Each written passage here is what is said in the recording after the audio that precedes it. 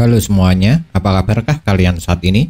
Ya, saya harap kalian semua dalam keadaan yang senantiasa baik-baik saja. Manga Black Clover chapter ke-353 sekarang memang telah rilis. Oleh sebab itu, pada kesempatan kali ini seperti biasa saya akan membuat pembahasannya. Di halaman pertama Manga Black Clover chapter ke-353 ini, kita memang langsung diperlihatkan dengan keterkejutan serta sorot kebahagiaan dari para warga negeri matahari yang telah diungsikan oleh Ryuya. Dan yang membuat mereka terkejut serta bahagia bukan karena para warga ini melihat kalahnya naga berkepala 5, melainkan lantaran menghilangnya awan-awan yang akhirnya membuat langit negeri matahari menjadi cerah.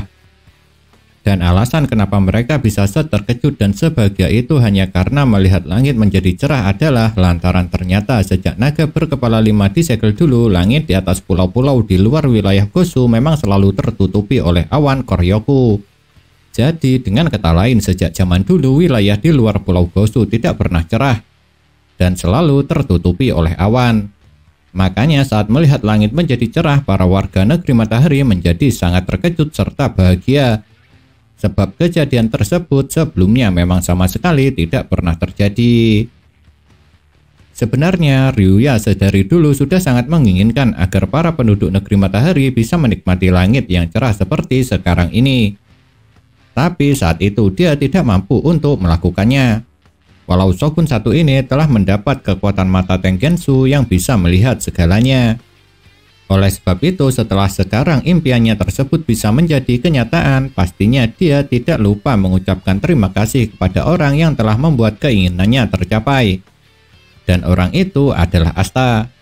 Pasalnya memang berkat tebasan pedang anti-magic milik Asta lah yang akhirnya berhasil mengalahkan naga berkepala 5 sekaligus membuat langit luar wilayah Gosu yang awalnya selalu berawan menjadi cerah.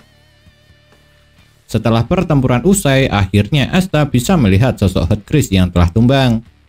Dan tentu saja dia sangat terkejut. Lantaran Asta ingat betul dengan sosok Heartgris yang dulu telah dia kalahkan dan bunuh saat di desa Saushi. Lalu setelah melihat keterkejutan Asta itulah akhirnya kita mendapat sebuah informasi yang sangat mengejutkan.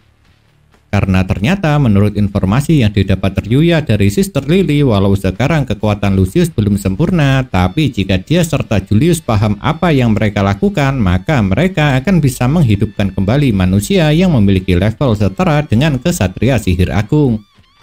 Itu artinya walau kekuatannya belum sempurna, Lucius sekarang sudah bisa menghidupkan kembali kesatria sihir setingkat wakil kapten.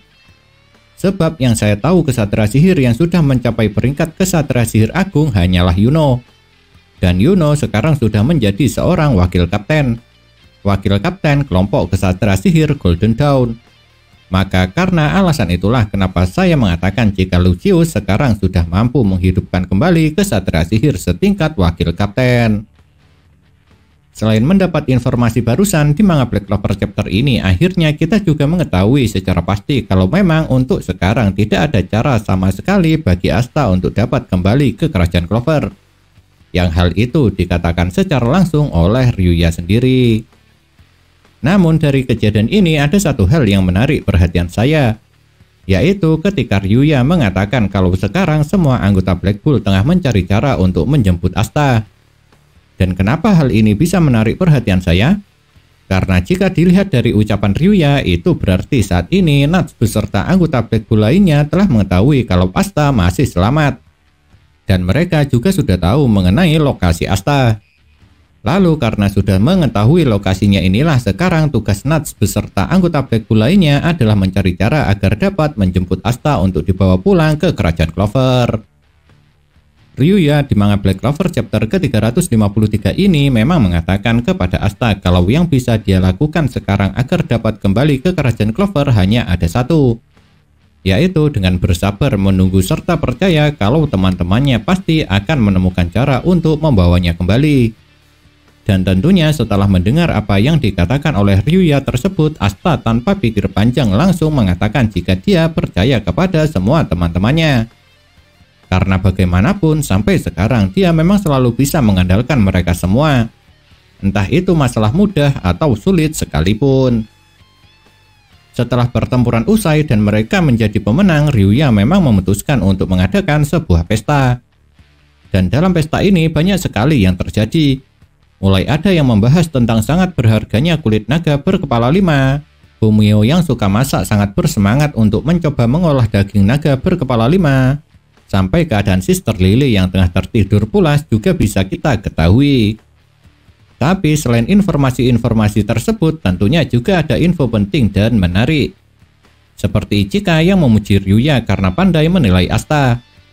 Sampai pertanyaan Ichika kepada Ryuya mengenai bukan Yami orang yang membantai seluruh klannya, melainkan dirinya sendiri juga ada di dalam pesta ini. Dan menariknya saat mendengar pertanyaan dari Ichika itu, Shogun ini sama sekali tidak memberi tanggapan. Karena Ryuya malah memilih diam. Dan apa yang dilakukan oleh Ryuya ini sangatlah wajar. Sebab bagaimanapun yang berhak menjawab pertanyaan dari Ichika tersebut memang bukanlah dirinya. Melainkan Yami Sukehiro, satu-satunya anggota keluarga Ichika sekaligus merupakan kakak kandungnya sendiri. Dan merasa kalau pertanyaannya tidak akan diberi tanggapan, Ichika pun langsung memutuskan beranjak dari duduknya. Dalam pesta kali ini, ternyata Asta baru pertama kalinya merasakan sake. Dan saat sedang merasa bahagia ketika tengah minum sake inilah Ichika datang menghampirinya dan menawarkan untuk menuangkan sakenya. Lalu alasan kenapa Ichika menghampiri Asta tentunya bukan hanya untuk menuangkan sake saja. Melainkan dia juga ingin meminta maaf kepada Asta karena sebelumnya telah berbicara yang tidak baik tentang Yami. Yang permintaan maaf tersebut tentunya tulus dari hati terdalam Ichika. Sebenarnya setelah mendengar permintaan maaf dari Ichika, respon yang diberikan oleh Asta bisa dibilang lumayan baik. Sebab dia mengatakan sudah kuduga itu semua hanya salah paham. Dan setelah itu Asta juga berucap kalau dirinya salut kepada Ichika karena berani mengakuinya. Dan kata-kata terakhir Asta ini bisa dibilang sedikit melukai harga diri milik Ichika. Karena Ichika menganggap kalau Asta meremehkannya.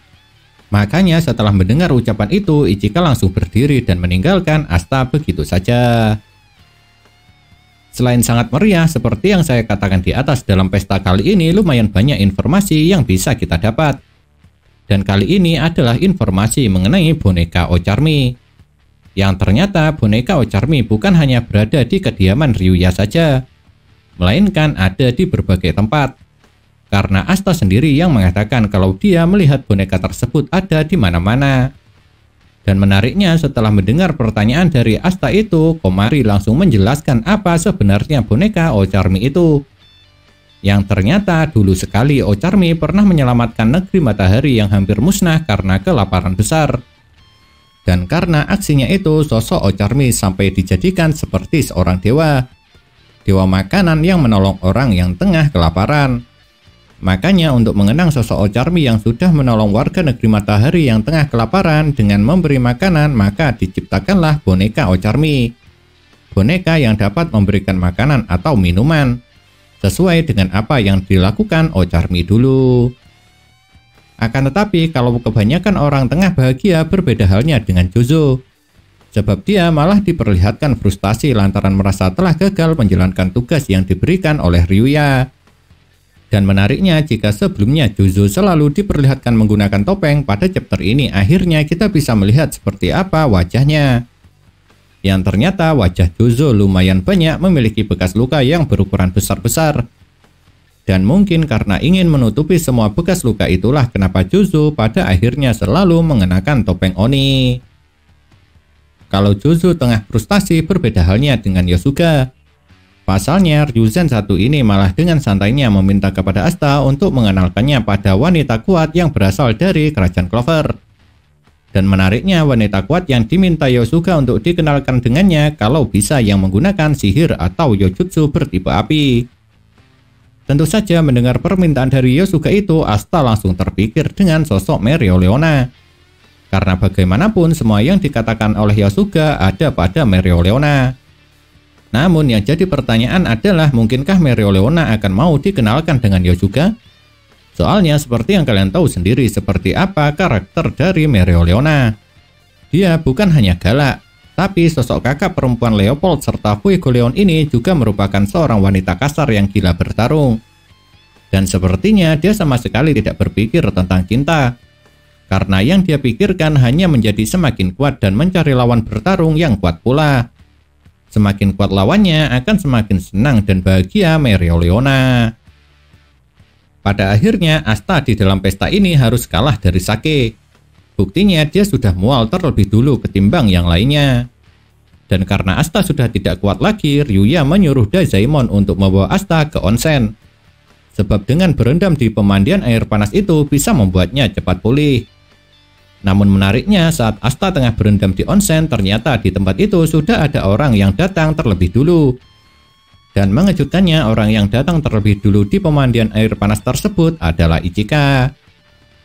Pastinya Asta serta Ichika sama-sama terkejut saat mereka berdua saling tatap-tatapan ketika berada di dalam onsen. Dan tentu saja Asta dengan Ichika sama-sama malu. Terbukti dengan merahnya wajah mereka berdua. Namun apa yang dibayangkan oleh Asta malah tidak terjadi. Lantaran Ichika sama sekali tidak marah. Dia hanya diperlihatkan tersipu malu. Padahal di dalam benaknya Asta sudah membayangkan kalau dirinya bakal mati akibat menanggung kemarahan Ichika. Tapi yang terjadi tidak demikian. Yang ada Ichika tidak melakukan apa-apa dan diam saja sampai Asta lari sekencang-kencangnya meninggalkan onsen sambil berteriak meminta maaf. Lalu yang lebih mengejutkannya lagi, setelah esok paginya saat Asta bertemu kembali dengan Ichika, respon yang diberikan oleh adik dari Yami ini lagi-lagi tidak sesuai dugaan. Padahal Asta sendiri sudah panik ketika melihat Ichika. Sebab walau seperti cuek dengan menunjukkan wajah beringas, terlihat kalau Ichika tidak terlalu marah. Yang ada dia malah berucap jika dirinya akan memastikan kalau Asta akan bertanggung jawab atas perbuatannya semalam. Dan arti tanggung jawab yang dikatakan oleh Ichika ada beberapa macam. Salah satunya Asta bertanggung jawab dengan harus menikahinya. Pasalnya di negeri matahari atau Jepang di dunia nyata ada budaya yang mengatakan jika ada pria melihat tubuh tanpa busana seorang wanita, maka pria tersebut diharuskan menikahi wanita itu. Dan karena saat di onsen Asta sudah melihatnya, bisa saja Ichika meminta pertanggungjawaban Asta dengan cara menikahinya. Sesuai dengan budaya yang ada di sana. Tapi itu hanya pendapat saya pribadi. Belum tentu juga benar. Karena bisa saja pertanggungjawaban yang diminta oleh Ichika adalah hal yang lain. Bukan meminta pertanggungjawaban untuk dinikahi. Hari penghakiman yang direncanakan oleh Lucius masih kurang 3 hari lagi.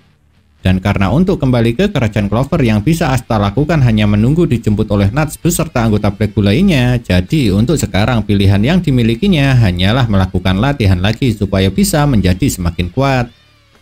Lalu menariknya, latihan yang akan Asta lakukan kali ini akan sangat berbeda dengan sebelumnya. Pasalnya selama 3 hari ke depan dia akan dilatih sekaligus oleh ke-7 Ryuzen.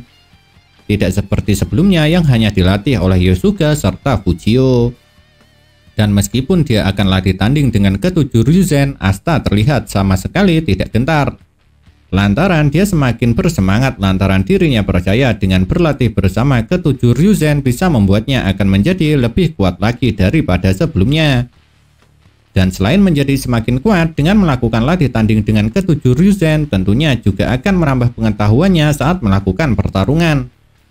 Lantaran bagaimanapun pengalaman bertarung ke-7 Ryuzen pasti jauh lebih banyak daripada Asta. Jadi Asta bisa mempelajari pengalaman bertarung ke-7 Ryuzen dengan melakukan latih tanding. Nah itulah yang dapat saya bahas mengenai manga Black Clover chapter ke-353 ini. Kalau menurut kalian kejadian manakah yang paling menarik? Jika memiliki pendapat jangan pernah sungkan untuk menuliskannya pada kolom komentar. Karena komentar kalian itu sangat berarti bagi saya. Entah itu untuk dijadikan bahan konten supaya kedepannya menjadi semakin menarik lagi, ataupun dibuat sebagai bahan referensi perdebatan di antara kita semua.